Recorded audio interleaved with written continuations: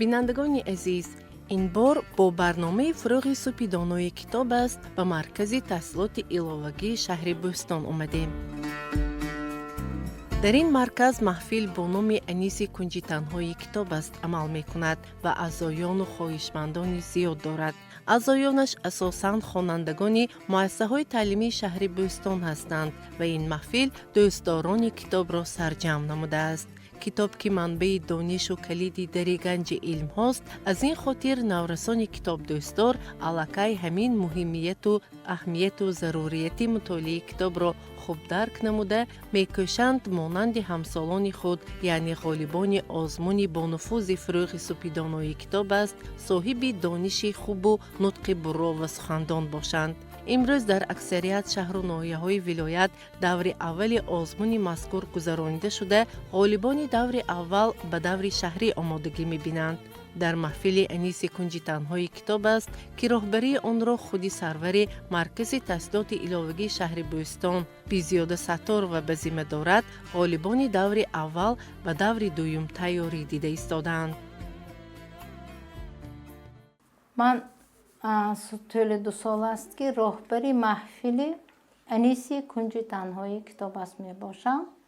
24 تا اعضای محفل دارم و از همین 24 اعضای محفل از اینجا 8 نفرشون به دور شهری راه خط گرفتند و همه روزه آمده کتاب‌های خواندگانشون رو مطالعه میکنند، شعرهای خواندگانشون رو میگویند، طرزهای خواندن شعرها رو میآموزانیم، لغت‌ها رو شرح میدهیم و خوانندگان با یک ذوقی با یک خرسندی به همین محفل‌های ما اشتراک می‌نمایند و من هم به حد خرسند میباشم که خوانندگان ذوق کتابخوانی دارند. ما عین زمان دور معاصر رو گذرانیدیم و در نتیجه 565 نفر خوانندگان اشتراک نمودند.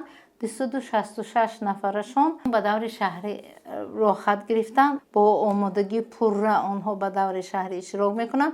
دور شهری آزمون فروغ سپیدانوی کتاب است در شهر بوستان سنه 12 می برگزار می‌گردد. باعث فرح و نشاطمندی است که نسل نورس امروز به کتاب و مطالعه آن توسط برگزاری آزمون فروغ سپیدانوی کتاب است شوق و ذوق بیشتر پیدا نمودند. بیزیاده ستار و میگوید که امروز بنابر زیاد شدن صفحه اشتراکچیان آزمون دریافت کردن ادبیات ها از کتابخانه ها نیز کمتر دشوار گشته است. خواهشمند بسیار شده است در کتابخانه کتاب‌های ضروری رو بعضی وقت میشود که دریافت کرده نمیتونیم. سببش رو من وقتی که پرسان شدم میگویند که در دستی بچه‌ها کتاب هست لیکن همه‌اش رو تقسیم کرده گرفتند. خوانندگان همه روز مطالعه میکنند، همه روز درهای ما گشاده آمده با ما سوال و جواب میکنند، پرسان میشوند که کی برگزار میگردد دوره شهری. این باعث خرسندی آور میباشد که نسل نورسی ما به کتابخوانی ذوق کلان پیدا کرده اند. رحمت به پرزیدنت جمهوری تاجیکستان که همه ساله نسل نورس رو دستگیری میکنند و چه خیلی که ما میدانیم در همین سال 2025 مکافات پولی آزمون فروغ سپیدانوی کتاب است در دور جمهوری 2 برابر زیاد شد. این هم به غیر از آنها سخنور و سخندان شدن، آنها با صاحب مکافات پولی میشن که این البته خرسندی آور میباشد.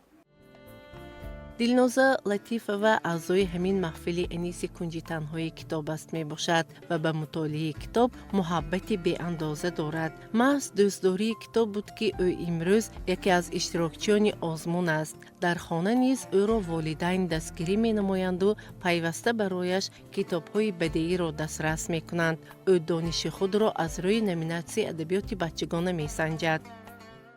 بار سوم است که من در این آزمون اشتراک میکنم و در حالا در دور دوم آزمون تیاری دیده ایستادم.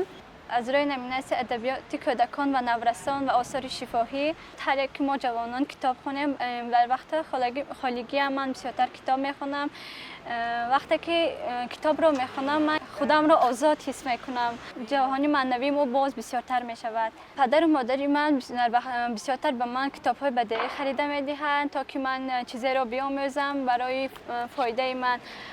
آنها خیلی خرسند هستند که من کتاب می خونم و همراه من بسیارتر مادرم مشغول می شوند. پدرم به من بسیارتر یاردم می دهند برای دریافت کتاب ها. در مرکز یاوه‌گری شهری بهستان بسیارتر من با همراه امیدوارم و آزمون تیاری دیده ایستادم.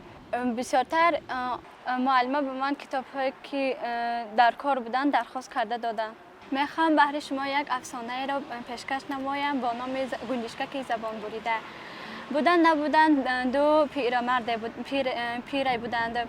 آنها فرزند نداشتند. موسیفید خیلی یک گنجشکک داشت که او را خیلی از همسر خود بسیارتر دوست می داشت.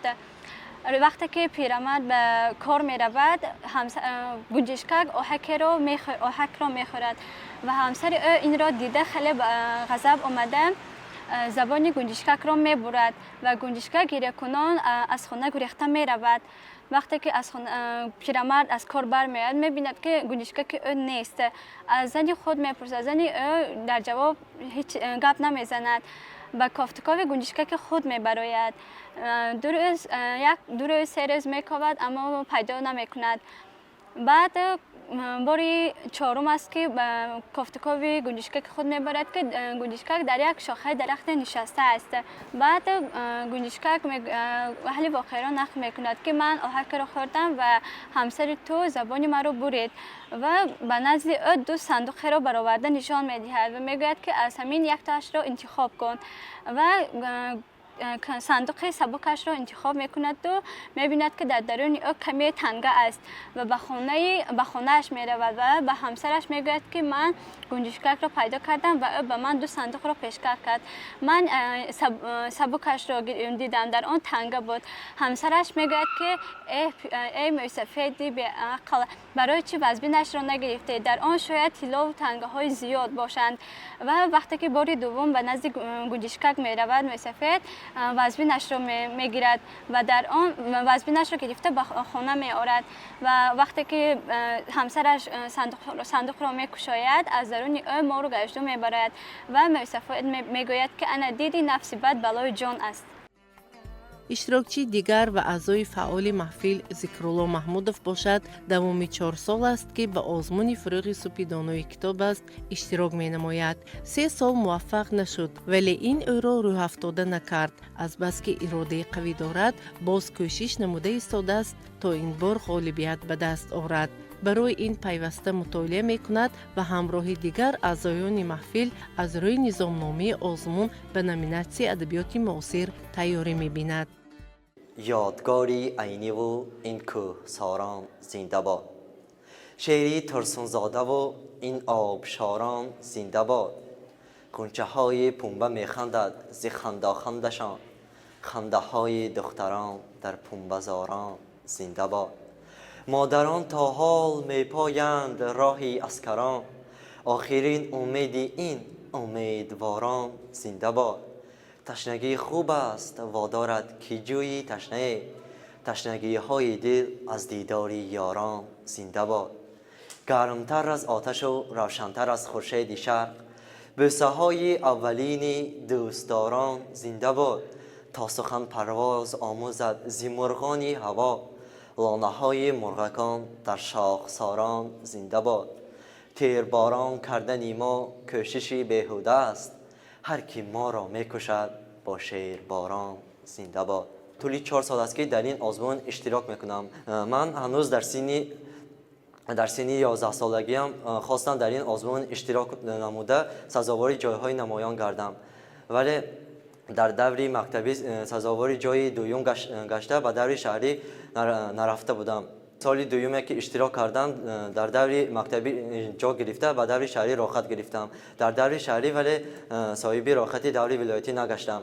آخرین دفعه سال گذشته اشتراک کرده بودم در دوری مکتبی سزاوار جای دوم، در دوری شهری سزاوار جای سوم و در دوری ولایتی سزاوار جای نگشته.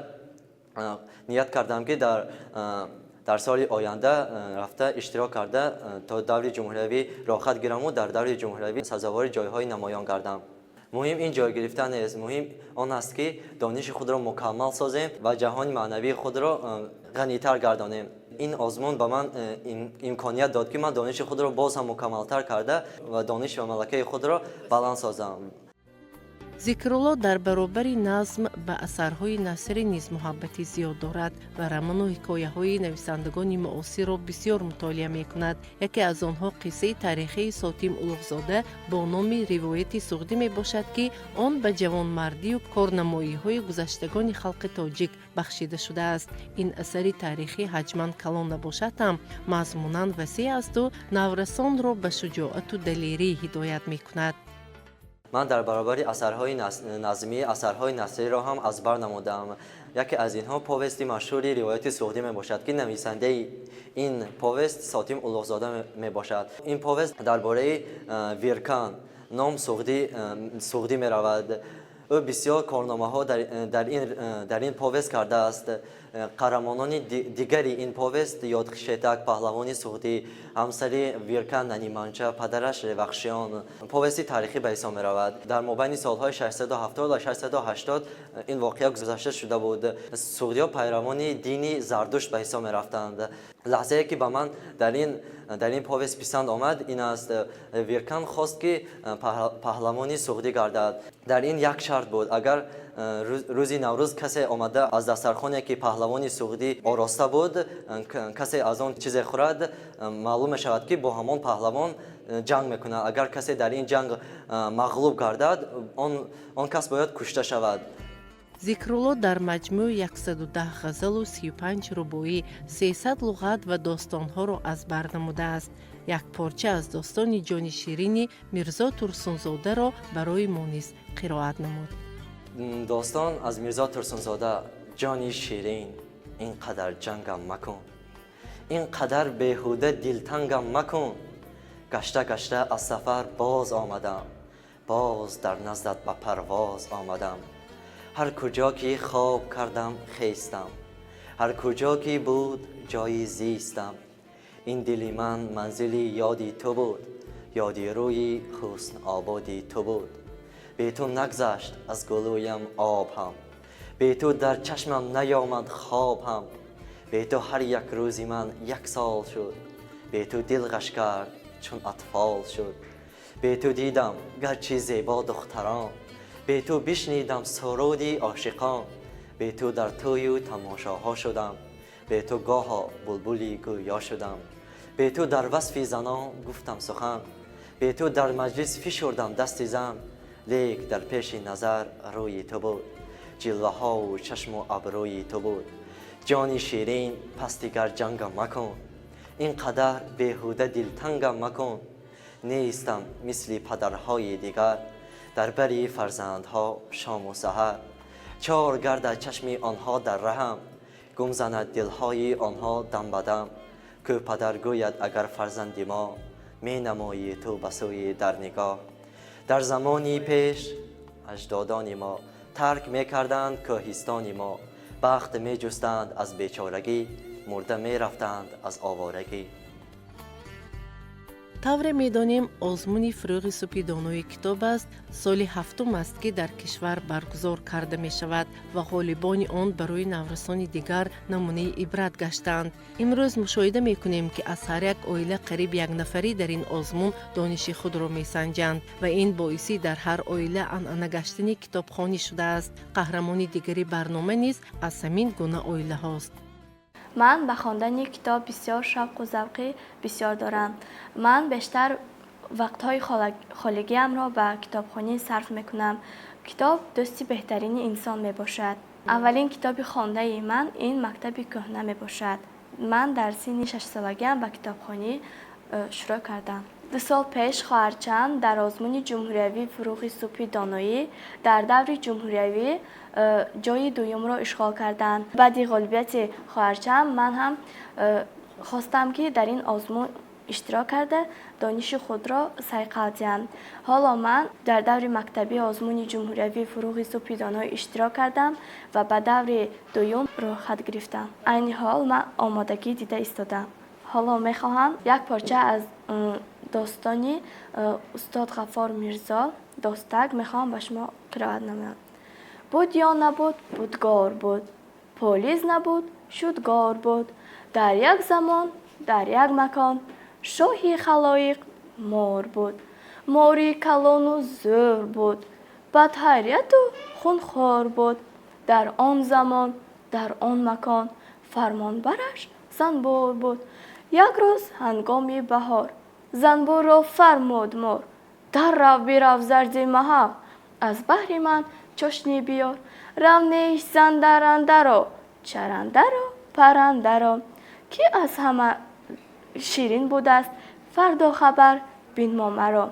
زنبور زود پرواز کرد کورش سرک آغاز کرد. در برابر دیگر نوعهای شعری سمیه رباعی را نیز زیاد از خود کرده است و چندی از رباعی را قرائت نمود. رباعی از استاد صدرالدین عینی. مکتب و تو یاد می دهد علم و ادب، مکتب زی تو می برد غم و رنج و تعب. یک نقطه مختصر زی مکتب گویم، آدم نشود کسی مگر از مکتب. ای خمس تو را مجال کینتوزی نیست، بر کشور ما امیدی پیروزی نیست. بر مازیده رو صلح و صفا بیرون آی، که امروز جهانی دیروزی نیست. دیدم به عرابه زنی روسی را، کردم به قدوم او زمین بوسی را. گفت از هنر و فضل چی داری؟ گفتم شاگرد منم سخن روی توسی را. نی شکوه انتظاری می باید گفت، نی کلفتی بیشماری می باید گفت. دارم غم از آن که کی تو را می یابم، تا از دل بیقراری می باید گفت. یکی از اعضایان دیگری فعال محفل انیس کنجی تنهای کتاب است آمینه فاضلова میگوید که امروز با رهبری استادش به زیاد ستاره به دور دوم آزمون آمادگی جدی دارد تا که در دورهای من بعد کامیاب گردد. بیشک تأسیس چنین محفل‌های کتابخوانی در معین نمودن نورسان قابلیت‌دار و استعدادهای نو نقش مؤثر دارد و مهر آنها را در دوست داشتن کتاب و مطالعه آن و شناخت بزرگان ادبیات بیشتر می‌سازد. من از خردسالگیم به کتاب خیلی شوق و هوس داشتم و تا حال کتاب خواندن را خیلی دوست می‌دارم.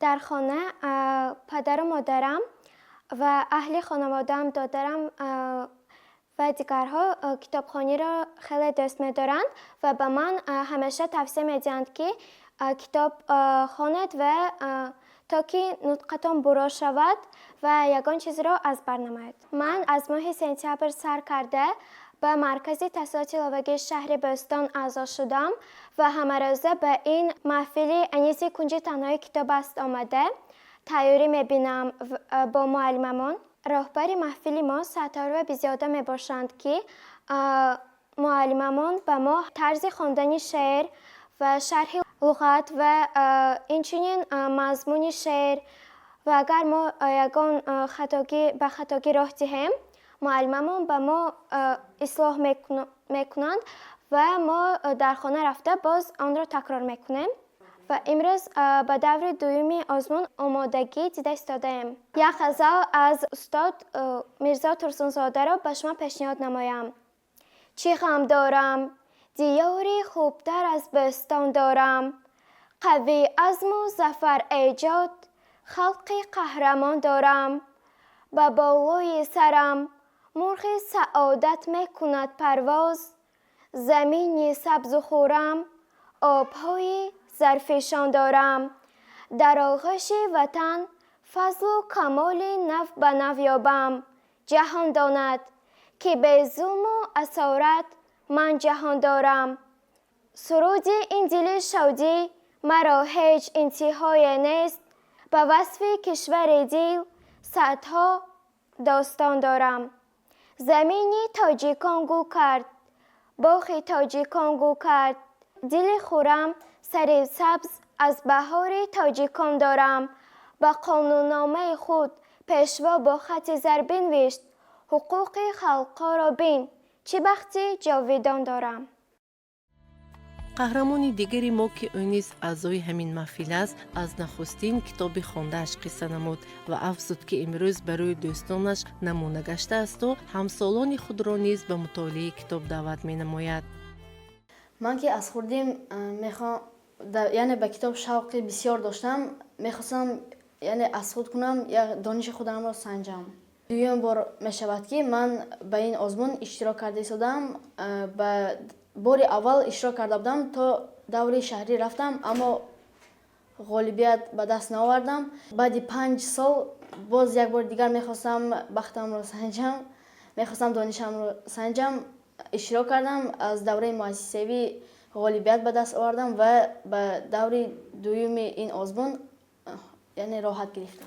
انیال آماده جدی و اهمیت جدی میدیم و خوب تیاری دیده ایستادم. میخوام موفقیت به دست آورم. دوستانم از خرسندی من یعنی خرسند میشوند. آنها نیز دوستی حقیقی هستند.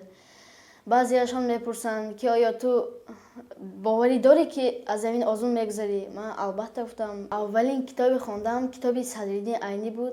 فهمیدم که همسنفانم از قصر فرهنگ شهر بستانمان کتاب میگیرند. من هم به این ذوقمند شدم و به آنجا شهادتنامه‌ام را برده دادم، سپاریدم و کتاب صدرالدین عینی را که یکی از ادیبان معاصر میباشد آن را گرفتم و خواندم. میخواستم شما یک غزل نقیبان طغرل احراری را قرائت کنم. آن روزی وعده تو سر آمد نیامدی، نخلی امید بر ثمر آمد نیامدی، در انتظاری وعدت اندر ره بخور، مدی نگه زیده برآمد نیامدی. گفتی که میروم به سمرقند نزد تو، بالله محلی نشکر آمد نیامدی. بهلی نثار مقدمت ای گلشن سخن، جان از سن فسرده برآمد نیامدی. با طغرل از نویج تو عنقا پیام داد، بر گوشم از نی این خبر آمد نیامدی. به همسالانمان توصیه میدیم که آنها نیز به کتاب ذوقمند شوند، زیرا کتاب دوستی حقیقی انسان است و به آزمون فروغ سوپ دانای کتاب است اشتراک کنند. بله، در آزمون فروغ سوپی دانای کتاب است کسی مغلوب نمی شود. یعنی غالبیت در آزمون امکانیت های بزرگ دارد. پوشیده نیست که غالبان آزمون مورد توجه مخصوص قرار گرفته به آنها یک قطار امکانیت ها از جمله ادامه و بهسازی کار و تحصیل پیشنهاد می گردند. حتی اگر اشتراکچی در آزمون غالب نآید هم می داند که اشتراک در آن و مطالعه کتاب ها برایش منفعت بار خواهد بود و دانش های اندوخته‌اش در زندگی برایش راهنما می‌گردند. امروز چنین نورسان ادبیات دوستدار را دیده کس می‌بالد که آینده کشور واقعاً درخشان خواهد بود، زیرا توسط اشتراکچیان آزمون ادبیات و نمونه آثار بزرگان ما که تا زمان ما رسیده آمدند من بعد نیز جاودانی میمانند.